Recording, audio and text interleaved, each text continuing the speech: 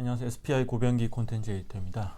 네, 2023년 1월 마지막 주 K리치 위클리 시작하도록 하겠습니다. 김시목 에디터 나왔습니다. 안녕하세요. 안녕하세요. 네, 1월 마지막 주인데 되게 빠르네요, 한 해가. 일단 마지막 주간 수익률 한번 시황 브리핑 좀 해볼까요? 네. 네.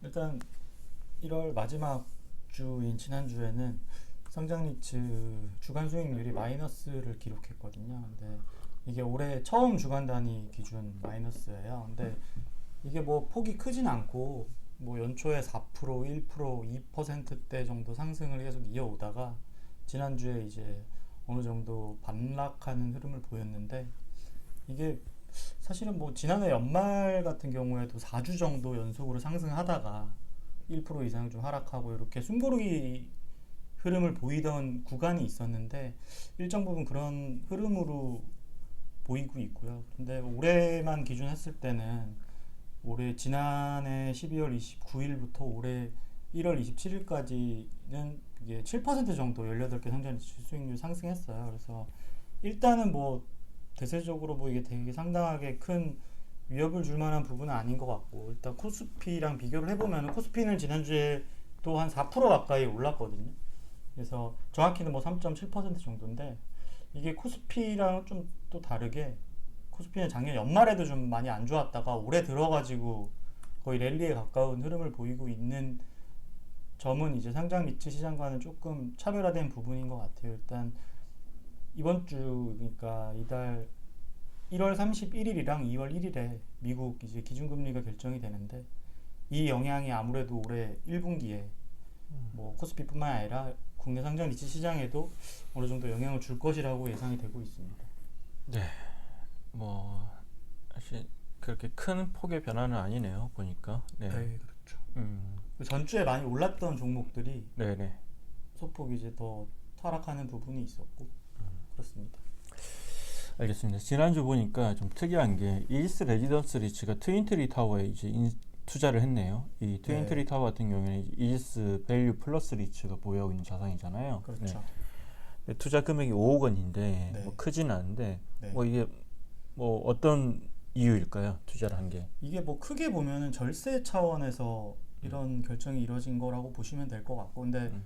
이지스 레지던스 리츠의 자산, 기존 자산에 대한 절세는 아니고 그 AMC가 같잖아요. 이지스 밸류 리츠잖아요. 그러다 보니까 이지스 밸류 리츠가 강화문 트윈트리 타워를 담고 있는 사모펀드에 세금이 이제 줄어드는 건데, 좀 더 들여다보면은 지방세법 토지분에 대한 분리과세 요건을 충족하게 된 거예요. 이게 네네. 저도 이게 AMC 분이랑 이제 확인하는 과정에서 좀 여쭤보니까, 이게 2020년부터 이제 사모펀드에 대해서 분리과세 혜택이 단계적으로 이제 폐지되는 혜택이 없어지는 상황이었는데, 이게 뭐 펀드의 주요 투자자가 상장 리츠로만 구성이 된 경우에는 이 분리과세를 인정을 해준다고 하더라고요. 그러다 보니까 이제 기존에 이제 이지스 밸류 리츠가 99.7% 비중으로 수익증권을 들고 있다가 나머지 0.3%를 이제 다른 상장 리츠인 네네. 이지스 레지던스 리츠가 담게 된 거고, 이게 뭐 결국에는 뭐 이지스 밸류 리츠 좋은 것만 한 거 아니냐라고 얘기할 수도 있는데, 이게 나중에 이제 이지스 레지던스 리츠 같은 경우도 이런 식으로 뭐 공조라고 할 수 있는지는 모르겠지만 이런 식을 통해 가지고 절세 효과를 누릴 수도 있고, 그리고 이 수익증권이 수익률이 한 5, 6% 정도 나온다고 하더라고요. 네네. 그래서 뭐 5억 원 정도이기도 하고 해서 뭐 이지스 레지던스 리츠 쪽에서는 5억 원을 투자했던 걸로 취재를 했습니다. 저는. 이지스 레지던스 리츠한테 좋다는 얘기인가요, 그러면은? 뭐 좋은 부분에서는 그런 부분이 있고, 근데 5억 원이면 어쨌든 예비비로 가지고 있는 차원이거든요. 네네. 그러다 보니까 뭐 6% 정도 수익률을 가져올 수 있다면 이지스 레지던스 입장에서 손해 보는 것도 아니고, 나중에 이제 이지스 레지던스가 비슷한 상황이 됐을 때 밸류 리츠에게 뭐 소액이라도 이렇게 지원을 받을 수 있는 부분도 있을 것으로 보입니다. 근데 이거 약간 좀 어찌 보니까 이지스 레지던스 리츠는 임대주택이랑 코리빙 아니면 스튜던트 하우징 이런 데 투자하는 리츠잖아요. 맞죠. 이제 네. 그 어떤 투자자의 생각이 좀 다르기 때문에 네.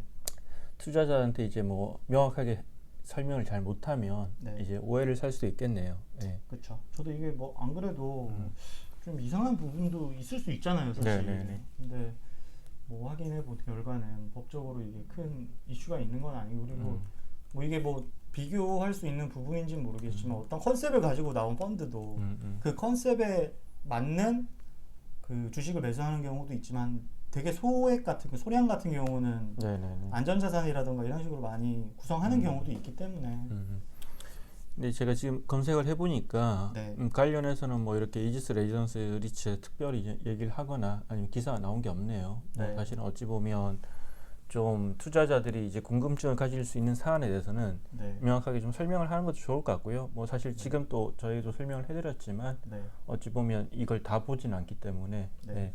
이제 그런 것도 좋을 것 같습니다. 좀 더 친절하게 설명해 주는 것도. 네. 네. 또 어찌 보면 누군가는 계열사 간의 거래로 볼 수 있기 때문에 그렇죠. 더 이렇게 이제 안 좋게 볼 수도 있거든요. 네. 네. 그래서 이거에 대해서 명확하게 설명을 해주는 게 네. 좋지 않을까 싶네요. 네. 네, 그리고 코랑코 에너지 리츠 얘기가 있는데 뭐 네. 사실은 이제 뭐 이 코랑코 에너지 리츠는 이제 처음에 상장을 할 때 한 180개 이상 되는 자산을 가지고 상장을 했고 그 뒤에 계속해서 이제 매각을 하면서 이제 그 매각으로 들어온 어떤 수익을 가지고 배당을 초과 배당을 했잖아요. 네. 네. 그러면 좋은 평가를 받았는데 뭐 이번에 들리는 얘기는 이제 매각 예정이었던 자산을 네. 매각을 하지 않고 용도 전환한다는 그런 얘기인데 네. 뭐 결국 매각이 안 돼서 용도 전환하는 건가요? 일단은 그렇다고 봐야 될 것 같고요. 네. 큰 틀에서는 뭐 매각이 안 된 거를 용도 전환을 통해 가지고 수익률을 그거라도 끌어올리겠다라는 건데, 근데 이게 보면은 2021년에 27곳 그리고 2022년 지난해에 12곳 매각 계획을 발표했다가 2021년에 해당하는 부분은 상당히 많은 매각이 이루어졌어요. 네네. 근데 작년에 했던 것도 매각이 되긴 했지만 조금 시장이 안 좋다 보니까 지지부진했던 곳들도 있고, 그런 와중에서 이제 이번에 밝힌 거는 4개 자산에 대해서는 네. 매각 예정 계획을 취소를 하고 이제 용도 전환으로 하겠다, 이렇게 전환을 한 거라고 보시면 될 것 같습니다. 알겠습니다. 코랑코 에너지 리츠는 뭐 특별한 내용은 아닌 것 같고 네. 계속 이어져 온 전략인 것 같아요. 네. 네. 그리고 지난주에 저희 따로 썼던 기사 중에 이제 보면 그 D&D 플랫폼 리츠라고 있는데 네. SK 디스커버리가 이제 그러니까 SK D&D가 이제 스폰서고 네. SK 디스커버리 그룹 계열의 리츠고 D&D 플랫폼 D&D 인베스트먼트가 AMC인데 이거 한번 전해드리긴 했는데 처음에 저희가 전해드릴 때는 이 D&D 플랫폼 리츠가 판교에 있는 이제 SK 케미칼 사옥 에코랩이라고 하는데요. 이거를 이제 편입하면서 좀 더 이제 계열사 D&D에 개발하거나 투자한 자산뿐만 아니라 계열사 우량 자산을 편입할 수 있다. 이렇게 해서 이제 자산 가치를 높일 거다. 이렇게 전해드렸는데 최근에 이거와 관련해서 좀 더 구체적인 진전이 있었어요. 그게 이제 삼성 KPMG를 이제 네. 컨설팅사 써가지고 네. 이 단순한 SK 케미칼 사업뿐만 아니라 그룹 전체 자산을 유동화하는 방안을 고민하고 있는데요. 네. 아무래도 이제 SK 디스커버리 그룹 계열의 어떤 자산들을 보면 이런 오피스도 있지만 뭐 산업시설도 많기 때문에 이런 자산들 편입해서 좀 리츠를 키우려는 계획인 것 같고요. 뭐 지금 당장은 사실은 이제 가격에 대한 이견도 있을 수 있고 지금 당장 편입한다고 했을 때 금리 등을 감안하면 투자자의 반발을 살 수도 있지만 어쨌든 이런 계획은 장기적으로 리츠의 가치를 이제 높이기 위한 전략이라고 보면 될 것 같고요. 뭐 앞으로도 이제 또 이게 어찌 보면 또 디스커버리 그룹 계열 자산들 중에 ESG 관점에서 되게 좋은 자산들이 많다고 하니까 그런 관점에서 이제 자산을 편입해서 투자자에 어필하는 게 계획이라고 합니다. 네. D&D 플랫폼 리츠는 상장 이후에 사실은 어찌 보면 되게 뭐 기대에 못 미치는 성과를 보였는데 여기 이제 실제로 취재관을 만나 보셨지만 IR 하시는 분이 되게 적극적이긴 하잖아요. 그렇죠. 예, 그래서 그 부분들 좀 투자자 잘 소통을 해서 앞으로 좀 좋은 모습을 보여주면 좋을 것 같습니다. 이게 뭐 구병기 에디터가 판교 오피스 얘기를 하시니까 저도 지난주에 취재하다가 뭐 좀 들었던 얘기를 잠깐 말씀을 드리면은 그 연초에도 그렇고 신한 알파 리츠 이번 주에도 네네. 주가가 되게 제일 많이 오른 종목 중에 하나거든요. 네네. 근데 이게 뭐 딱 뭐 인과관계에 의해서 뭐 이것 때문에 이렇다라고 얘기할 수는 없지만 그런 얘기가 많이 나오는 부분 중에 하나는 판교 오피스를 이제 신한 알파가 가지고 있잖아요. 네네. 최근에 구병기 기사도 많이 썼지만 그 알파돔 타워 네네네. 이게 인수 매각하는 그게 되게 흥행하다 보니까 네네. 신한알파가 가지고 있는 그 그레이츠 판교에 대해서도 어느 정도 영향을 주고 있다라고 보는 사람들도 있더라고요. 물론 그게 제가 알기로는 당장 어떻게 팔 수 있는 자산도 아닌 걸로 알고 네네네. 있고 장기간 보유를 해야 되는 걸로 알고 있는데 근데 뭐 주식시장이라는 게 네네. 어떻게든 뭐 그런 식의 영향을 주고 받는 결과물이다 보니까 누구 얘기인가요?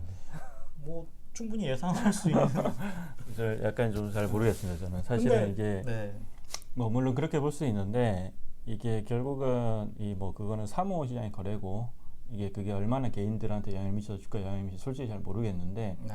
물론 그걸 다 떠나서 판교의 펀더멘트 자체는 이제 다 되게 이제 탄탄하다고 생각은 해요. 예, 근데 이제 그 하나의 이벤트가 이제 그 갑작스러운 어떤 주가 흐름에 영향을 준다. 솔직히 잘 모르겠습니다. 저는. 그래서 제가 전제를 든 게 그 인과관계를 얘기하자는 게 아니라 네네. 뭐 주가가 상승하는 요인이라면 여러 개가 있겠죠. 네네. 그러니까 아무 이유 없이 오르는 경우도 있고. 네. 근데 일부에서는 그런 약간 음. 호재가 아니냐라는 말을 나온다는 정도. 그러니까 그 판교 오피스가 음. 그 정도로 약간 핫하다는 말씀을 전해드리려고. 일단 뭐 말씀을 드린 거고. 신한 알파리츠는 이제 어쨌든 상장 이후에 뭐 되게 많이 노력을 했죠. 그게 이제 주가에 반영돼 있다고 보고요. 그리고 이제 판교 오피스는 신한 알파리츠가 보유하고 있는 자산 여러 개 중에 하나고요. 뭐 상장 당시에는 2개를 상장했으니까 가지고 뭐 그 중에 2개 중에 하나였지만 지금은 한 10여 개 되잖아요. 그래서 뭐 비중이 상당히 높지 않나요? 높긴 높죠. 예. 예, 그럼에도 불구하고 이제 그는 뭐 개인적으로는 사실은 그런 뭐 어찌 보면 단발성 이벤트를 가지고 주가를 얘기하는 건 좀 지양하고 싶습니다. 개인적으로. 아무튼 뭐 그렇다고 해서 신한알파리츠 펀더멘탈 자체는 기본적으로 좋다고 보고요. 네. 네. 예. 알겠습니다. 네. 여기까지 하도록 할까요? 알겠습니다. 네, 고맙습니다. 네. 감사합니다.